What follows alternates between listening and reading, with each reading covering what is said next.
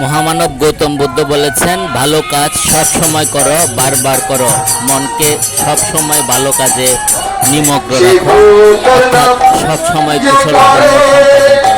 আজকে ঢাকা উত্তরা বুদ্ধ মহাবিহারের শুভ কঠিন শিবর দান উৎসব, দানশ্রেষ্ঠ দানরাজা কঠিন শিবর দানে অনেক মানুষের সমাগমে আজকে আমরাও গিয়েছিলাম কঠিন শিবর দানে। খুব সুন্দর মনোরম পরিবেশে আজকের ওই কঠিন শিবর দান অনুষ্ঠান আরম্ভ হয়েছে। সকালবেলার অনুষ্ঠান। আজকে এই কঠিন শিবর দানে সকালবেলায় মাননীয় গণপ্রজাতন্ত্রী বাংলাদেশ সরকারের প্রধান উপদেষ্টার প্রেস সচিব শফিকুল আলম সাহেবও আমাদের বৌদ্ধদেরকে উৎসাহ অনুপ্রাণিত করার জন্য উনি এসেছেন।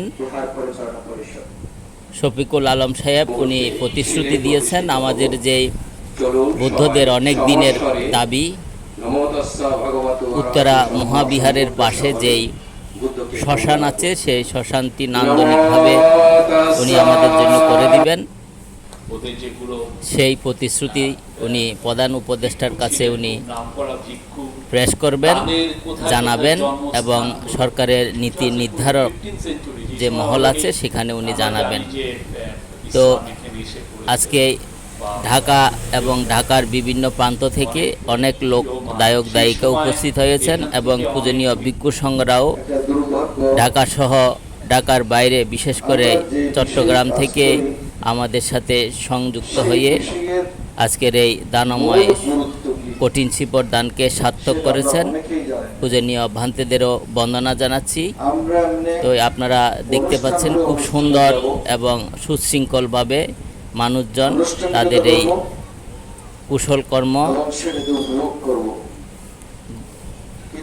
সম্পাদন করে যাচ্ছেন। সবাইকে আজকের এই শুভ কঠিন শিবর দানের শুভেচ্ছা জানাচ্ছি। আশা করি আপনারা এই এক মাস বাংলাদেশের বৌদ্ধ ধর্মের যে বিভিন্ন বিহারে কঠিন শিবর দান অনুষ্ঠিত হচ্ছে সেই দানগুলোতে উপস্থিত থাকবেন, কুশল কর্ম সম্পাদন করবেন। আমিও আজকে প্রথমবারের মতো 2025 সালে শুভ কঠিন শিবর দানে অংশগ্রহণ করলাম। আবারও সবাইকে ধন্যবাদ।